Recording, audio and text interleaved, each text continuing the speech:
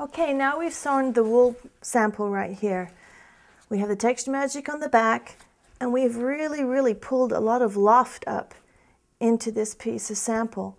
So we're going to cut a shape. What if I was to cut a shape of a heart? Normally, to cut a shape, you would mark it like this with your pen. And if I'm going to cut a shape to applique, then just cutting it normally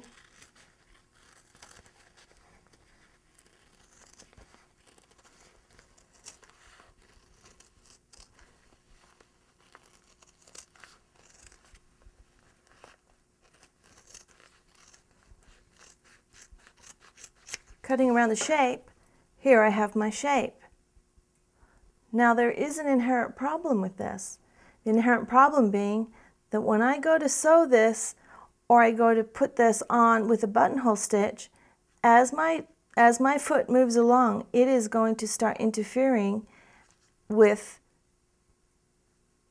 the tufts on here, and it could very well flatten, pull, or pleat, which is going to make the shape different, appear like it's misshapen.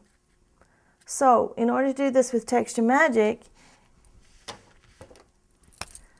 you'll do the same thing again.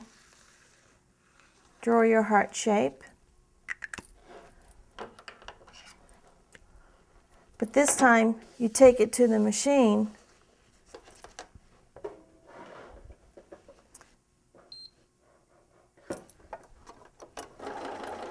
and you sew around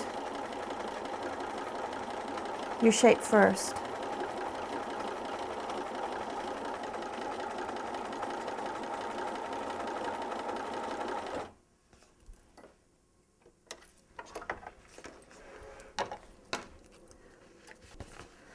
So now I have this heart shape actually sewn into it.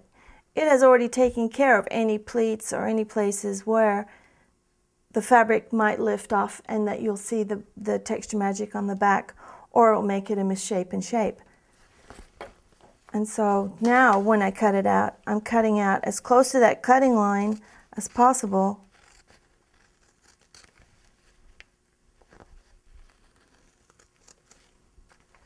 And it's effectively sealed in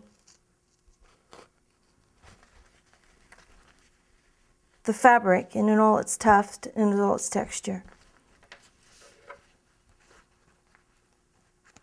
Of course, you know, you have to be able to cut to do that.